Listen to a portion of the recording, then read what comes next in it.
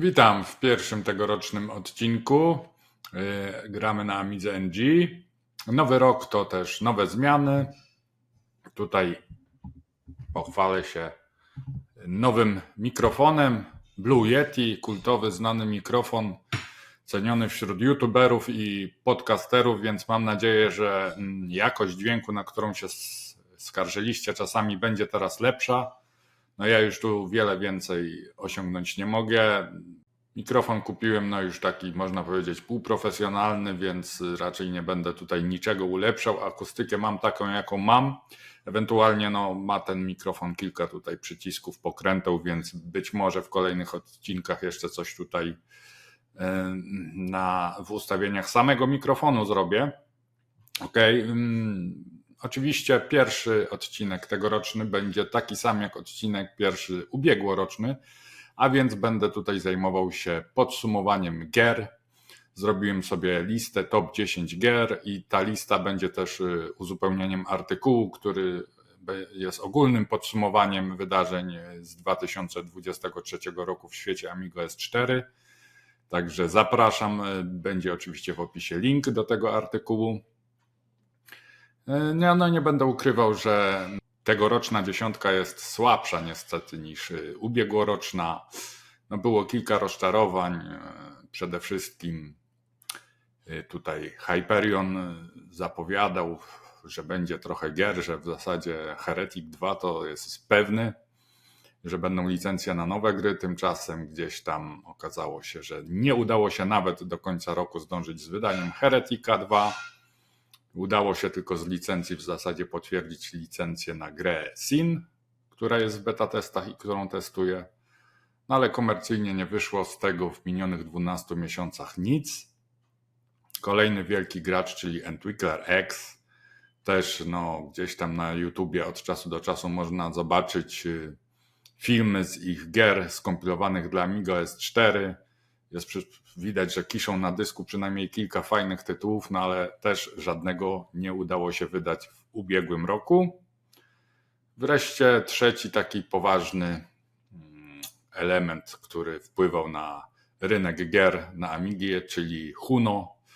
On, o ile wiem, znowu miał problemy, gdzieś tam po prostu nad jego domem przeszła potężna burza, która spaliła mu Amigę One X5000. Oczywiście dostał gdzieś tam odszkodowanie z tamtejszego zakładu energetycznego i kupił X5040, ale to wszystko trwało i też niestety zapowiadanych gier takich jak Quake, na przykład 4, nie otrzymaliśmy. Miejmy nadzieję, że wszystkie te elementy, których nie otrzymaliśmy w 2023, będą dostępne w 2024. A teraz przedstawiam dziesiątkę taką, jaka jest. Ten rok, chociaż był słabszy od ubiegłego, to jednak też nie był totalnie katastrofalny, nie był aż najgorszy w historii. W sumie wyselekcjonowałem pierwotnie 14 tytułów, 4 odrzuciłem, zrobiłem z tego dziesiątkę. Oczywiście zaznaczam jak zwykle, że dziesiątka jest wyłącznie moim subiektywnym wyborem i pewnie większość z Was się z takim wyborem nie zgodzi. Ja kieruję się przede wszystkim kryterium, czy dany tytuł przyciągnął mnie do monitora, czy przyciągnął mnie na trochę dłużej, czy po prostu odrzucił mnie po pierwszym odpaleniu. I dlatego też te gry z końcówki tej pierwszej dziesiątki to też są bardziej takie gry, które ja uważam, że niekoniecznie podobają się mocno mnie, ale obiektywnie rzecz ujmując mogą znaleźć swoich fanów wśród użytkowników Amiga S4. A pierwsza, powiedzmy, 4, 3 to już były gry, które przyciągnęły mnie do monitora na dłużej. Tak jak napisałem to w podsumowaniu rocznym na blogu, pominąłem tutaj Dooma 3, bo Doom 3 był w top 10 za rok 2022 i też nie wspomniałem o nowej kompilacji Free Heroes 2, o której zresztą zrobiłem 2 długie filmy na moim kanale, więc możecie się zapoznać z tą grą. Gra jest świetna, ale to też nie jest praktycznie premiera ubiegłoroczna, bo poprzednie starsze wersje były znane już wiele lat temu. Okej, to tyle. Zapraszam na film.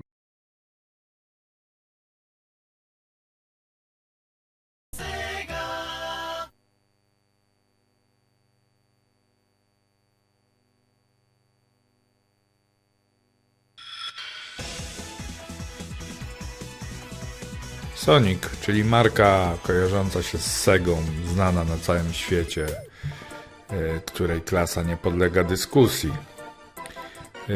W 2013 roku Sega zrobiła ankietę, jakie gry chcieliby fani na platformę iOS, na platformy mobilne. No i wyszło właśnie, że chcieliby zremasterowanego Sonika. W ten sposób powstał właśnie Sonic, który na Amidze znany jest jako Sonic RSDK. Został wydany pierwotnie na platformy mobilne. Co ciekawe, to nie jest jakby remaster zrobiony z oryginalnych źródeł, tylko od nowa jakby stworzona gra na niezależnym silniku Retro Engine. Ta gra oczywiście ma swoich fanów. Ta gra też została bardzo doceniona w świecie, bo na przykład na platformie Windows Mobile bodajże w 2013 roku została uznana grą roku. I takie są fakty niezależne na temat Sonika, natomiast odrębną sprawą jest moje osobiste podejście do Sonika. Ja nigdy nie lubiłem specjalnie tego niebieskiego jeża. Zawsze wolałem jednak, jeśli już mowa o bohaterach japońskich konsol, to jednak Mario, gdzie jednak to wszystko wyglądało według mnie no lepiej, po prostu większa kontrola nad bohaterem, jakby bardziej normalne tempo poruszania się i tak dalej. Sonic zawsze był dla mnie dziki, zbyt szybki, nieokiełznany poniekąd i dokładnie takim jest w tej wersji RSDK. Powiem wprost, ta gra nie jest grą dla mnie. Już nie chodzi nawet tylko o tempo gry, które tutaj jest chyba jeszcze szybsze niż w oryginale, bo też tutaj przynajmniej na tych pierwszych etapach są jakieś bumpery znane z pinballi, gdzie ten Sonic nie dość, że zapiernicza jak dziki, to jeszcze się odbija jakoś bardzo szybko w niekontrolowany sposób. Ale też sama kolorystyka, te jakieś takie dziwne róże, przynajmniej w tych pierwszych etapach, no to nie jest coś, co przypada do gustu mi osobiście. No a zestawienie jest takie, jak mówiłem, robione przeze mnie, przede wszystkim subiektywne, więc, ale w tym wypadku, pomimo że, jak mówię, zestawienie jest czysto subiektywne, to tu jednak te 10. miejsce dałem raczej ze względu na różne fakty obiektywne. No doceniam, że to jest jednak Sonic, że jednak ta gra ma swoich fanów w świecie, zyskała uznanie i też prawdopodobnie zyskała uznanie wśród części społeczności amigowej, więc chociaż ja osobiście fanem nie jestem, to biorąc pod uwagę wszystkie argumenty za i przeciw, postanowiłem przyznać temu tytułowi 10. miejsce.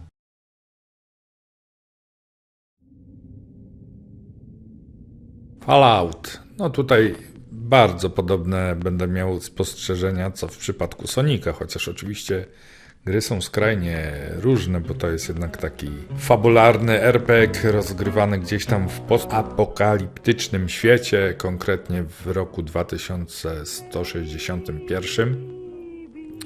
No i gra odniosła wielki sukces na PC-tach, mimo że gra jest leciwa, bo już została wydana w 1997 roku, to na przykład w roku 2015 redakcja magazynu PC Gamer zrobiła ranking gier wszechczasów i tą pozycję umieściła na 44. miejscu wśród najlepszych gier w historii na PC. Także gra ma wielu fanów i wielu fanów ma też na Amidze i pewnie wielu amigowców się obruszy, czemu dałem tę grę dopiero na 9. miejscu. No ale właśnie zacznę od wstępu. W moim przypadku jest tak samo jak w przypadku Sonika. To jest ewidentnie gra nie dla mnie. Ja nie grałem w to nigdy na PC-cie, nie miałem zresztą wtedy PC-ta. Nie mam jakby z tą grą żadnych wspomnień, żadna nostalgia mnie z tym nie łączy. w zasadzie odpaliłem ją pierwszy raz. Gdzieś tam wcześniej próbowałem odpalać na DOSBoxie, bo to jest jedna z ostatnich gier wydanych jeszcze w erze MS-DOSa i miała dość duże wymagania, więc gdzieś tam pod kątem mierzenia wydajności Amigi One X5000 gdzieś tam ją próbnie odpalałem pod DOSBoxem, ale pod Amiga OS próbowałem ją odpalić na poważnie, ale kompletnie nie przypadła mi do gustu. Także tutaj podobnie jak w przypadku Sonika, doceniając ogólne zasługi i doceniając fakt, że zapewne spodoba się ta gra wielu innym, choć niekoniecznie spodobała się mnie, postanowiłem przyznać jej 9. miejsce. Fallout 2. Co tu dużo mówić, w zasadzie wszystko powiedziałem przy okazji Fallout 1, ale dodam, że jest to gra wydana rok później, czyli w 1998 roku przez Interplay. I oczywiście, jak to bywa z kontynuacjami, w stosunku do pierwowzoru została mocno rozbudowana, świat jest rozległejszy, też został trochę zmodernizowany, ulepszony interfejs użytkownika. Gra przez fanów ogólnie uznawana jest za pozycję lepszą, ale tak jak już to powiedziałem w zasadzie przy okazji części pierwszej, nawet próbowałem podejść do tego tytułu na Amidze, ale gdzieś tam już przy pierwszej walce po stworzeniu drużyny od razu dostałem łupnia, zapewne gdzieś tam pierwszy przeciwnik w Falloutie to fani tej gry przechodzą z zamkniętymi oczami. Niestety ja po raz kolejny odbiłem się od tej gry, i raczej już nie będę do niej wracał, chyba że naprawdę kiedyś będę się mocno nudził i dam sobie czas. Natomiast niezależnie od wszystkiego, w uznaniu obiektywnych faktów, że jednak Fallout 2 jest uznawana przez fanów za grę lepszą od Fallout 1, to w sposób naturalny musiałem przyznać jej o jedno miejsce wyżej, czyli w naszym rankingu było to miejsce 8.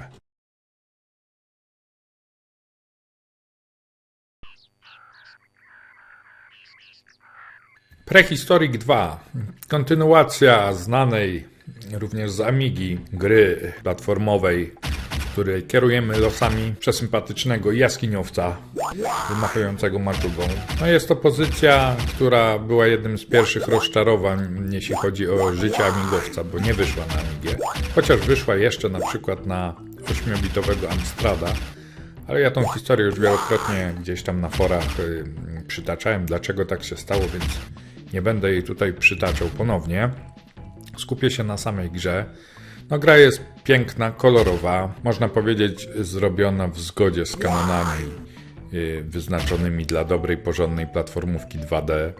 Natomiast ja jako amigowiec starej daty, który gdzieś tam się na tych grach platformowych 2D wychował, jednak nie uważam, że byłaby to pozycja, nawet gdyby wyszła na Amigę, jakaś hitowa. Wiem, że ludzie na to czekali, wiem gdzieś tam nawet też znowu z for internetowych, że gdzieś tam grali w to na PC-tach na lekcjach informatyki, żałując, że nie mogą pograć w domu na Amigach. Ale obiektywnie Amiga miała wiele lepszych platformówek niż Prehistoric. I co więcej, śmiem twierdzić, że nawet na Amiga OS 4 są lepsze platformówki. Tutaj chyba jednak trochę poziom trudności odstrasza. Ja przynajmniej palając z mostu bez przygotowania, po kilku minutach gdzieś tam się zacinałem. W przeciwieństwie do gry, którą przedstawię za chwilę. Zatem reasumując, po zastanowieniu się i jakiejś refleksji na temat gdzieś tam najlepszych tytułów, jakie ukazały się na Amiga OS 4 w ubiegłym roku, że wyżej niż miejsce 7 tej grze nie przyznam.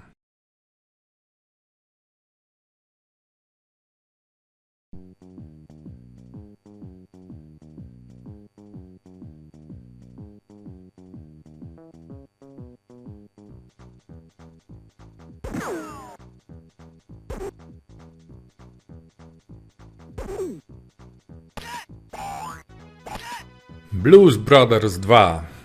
Tutaj sytuacja podobna jak w przypadku Prehistorica. Gra w zasadzie zrobiona na tym samym silniku.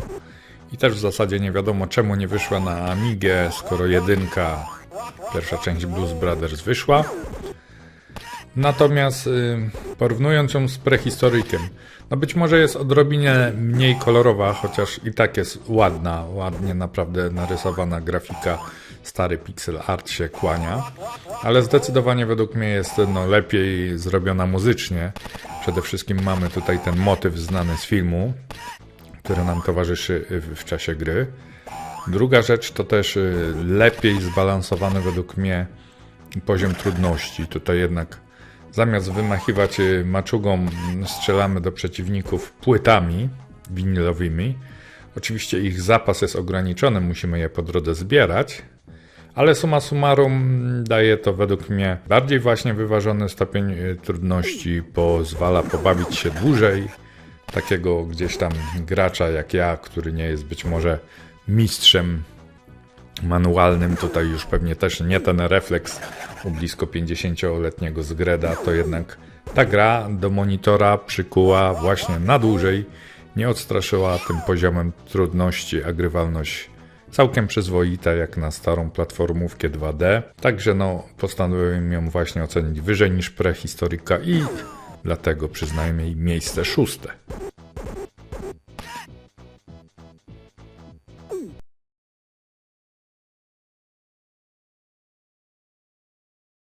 Death Rally. No cóż, nie będę ukrywał, że nie grywam na PC, co już niejednokrotnie mówiłem i w całym moim 49-letnim życiu pewnie gier, w które grywałem na PC-cie, można by policzyć na palcach 2 rąk lub też byłaby to liczba niewiele większa. Natomiast akurat ta pozycja jest jedną z nielicznych, w które grałem, w które się zagrywałem. Co więcej, w które grałem też już na Amidze pod emulatorem DOSBox, bo dla fanów takich pozycji jak na przykład Super Cars znany z Amigi, to jest naprawdę świetna ścigałka z widokiem z góry, z ulepszonymi mechanikami właśnie znanymi jeszcze z klasyków. Fajna ścigałka, fajne, że tak powiem, rozwiązania polegające na możliwości eksterminacji wrogów. Oczywiście dokupujemy ulepszenia, bronie. Wszystko zgodne z kanonem gatunku. Ale dlaczego w takim razie 5. miejsce, a nie wyżej? Ano dlatego, że port na Amiga S4 jest totalnie skopany. Przede wszystkim kaszani się muzyka, dlatego tutaj na filmie bardzo szybko ją wyłączyłem. Można grać jedynie z włączonymi efektami SFX. Po drugie też tempo gry nie jest najlepsze jak na powiedzmy Amiga One X5000 jest więc wręcz tragiczne. Ja tej prędkości nie czuję, a przypominam, że gra w oryginalnych wymaganiach miała bodajże 486 i wydaje mi się, że ona lepiej chodzi pod DOSBoxem na X5000 niż ten natywny port dla Amiga S4. Tak więc skopany port psuje tutaj wszystko, psuje całą przyjemność gry. Ja pewnie do tej gry od czasu do czasu będę wracał, ale raczej użyję emulatora DOSBox niż tego natywnego portu, chyba że będzie on poprawiony.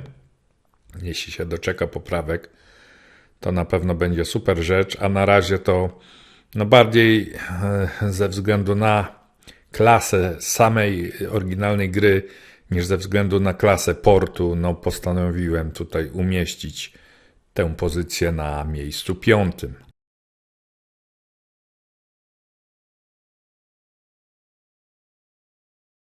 Nanozaur.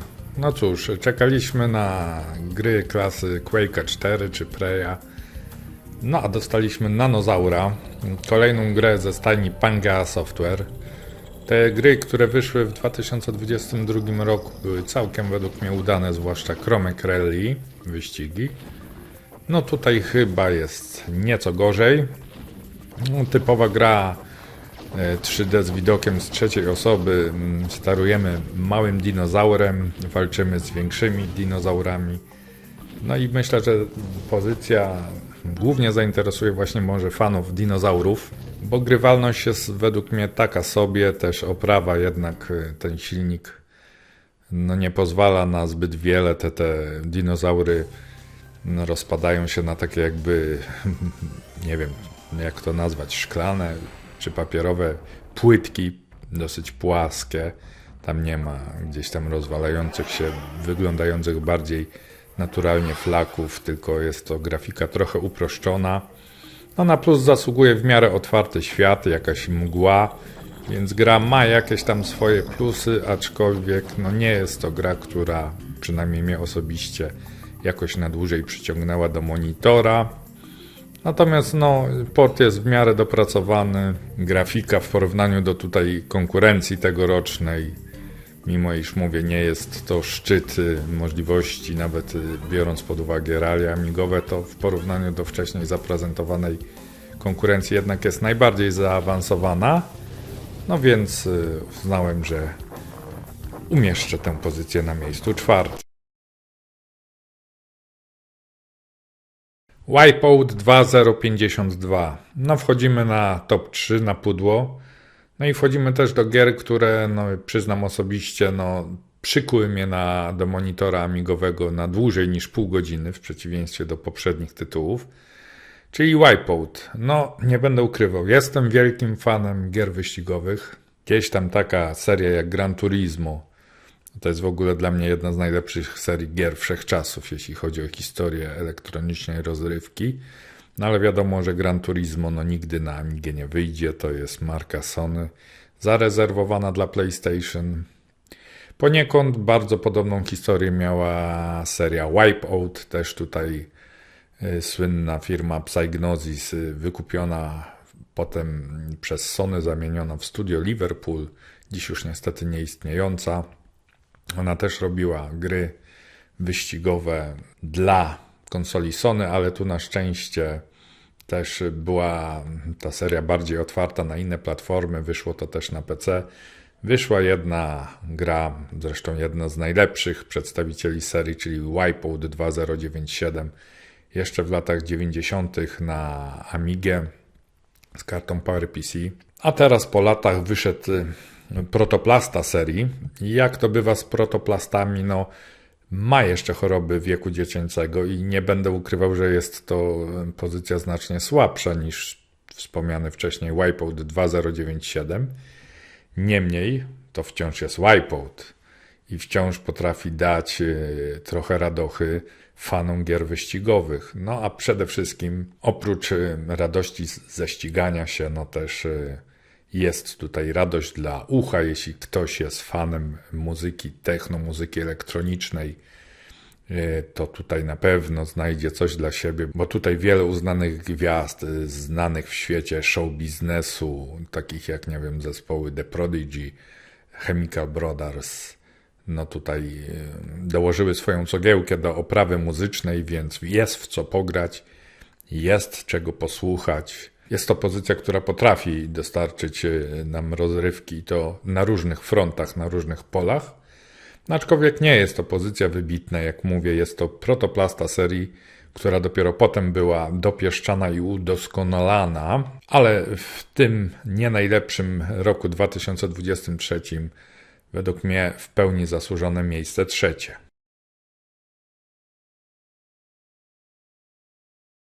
Astromeneis. No strzelanina w starym stylu, ale zrobiona na nową modłę. Można powiedzieć zrobiona tak, jak powinno się robić dzisiaj strzelanki klasyczne, a więc z jednej strony model rozgrywki podobny do tego, co znamy jeszcze, nie wiem, z automatów z lat 80. czy z 8-bitowców, a więc strzelamy gdzieś tam w kosmosie naszym statkiem w kierunku wrogich hord. Z drugiej, jak mówię, wszystko zrobione ładnie, z klasą, ładna grafika 3D, też no, dużo urozmaiceń. Tutaj oczywiście walczymy w szeregu różnych misji. Ponadto oczywiście rozbudowujemy statek w miarę postępów w grze, więc no nie jest to takie płytkie jedź przed siebie i wal tylko w przycisk fire, ale jest to gra no nieco bardziej rozbudowana i głębsza. No minusem są pewne wymagania gry, bo jednak dużo obiektów 3D na ekranie no powoduje, że prawdopodobnie na komputerach klasy SAM 460 może to być średnio grywalne, gdyż nawet na Amidze One X5000 potrafi to spaść gdzieś tam do okolic 20 paru klatek na sekundę. Oczywiście to się waha, czasami jest o wiele, wiele szybciej. Natomiast pewnie mogłaby być ta gra bardziej zoptymalizowana, niemniej summa summarum, według mnie bezdyskusyjne drugie miejsce.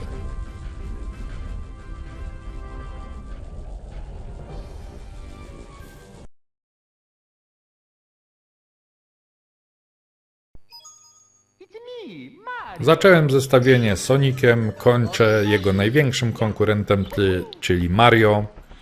I tutaj mowa o grze Super Mario 64, flagowej grze, która miała i z powodzeniem w zasadzie osiągnęła zamierzony cel wywindowania na szczyty popularności konsoli Nintendo 64. Nieprzypadkowo gra sprzedała się w milionach egzemplarzy razem z konsolą. Oczywiście z dzisiejszej perspektywy gdzieś tam produkcja z 1996 roku razi prymitywną grafiką 3D. Ten otwarty świat nie jest też aż taki wielki, do jakiego przyzwyczajeni są współcześni gracze. I widać pewne archaizmy. Niemniej sama grywalność, jak i również czas rozgrywki, w zasadzie to każdą planszę przechodzimy po kilka razy, bo tam trzeba kompletować gwiazdki, więc to jest wiele godzin naprawdę rozgrywki. Też aspekt jest taki, że platformówek 3D nie było nigdy za dużo na Amigę. W zasadzie na Amigę klasyczną pamiętam tylko jedną pozycję tego typu, a też na Amidze MG nie ma tego zbyt wiele, więc tym bardziej produkcja tego typu jest produktem pożądanym. Jak powiedziałem na wstępie, lista jest subiektywna, nie każdy musi się z nią zgodzić. Być może ktoś powie, że nie wiem, zwycięzcą powinien być w tym roku Fallout. I ja nie będę tego negował, natomiast jak mówiłem, tutaj jest ranking układany w dużej mierze na podstawie moich subiektywnych odczuć, a głównym kryterium też, na którym budowałem ten ranking, był czas spędzony przed komputerem. I ewidentnie w ubiegłym roku przy Mario spędziłem najwięcej godzin spośród wszystkich pozycji wymienionych w tej dziesiątce, także nie miałem wątpliwości przy wyborze zwycięzcy ubiegłorocznego zestawienia.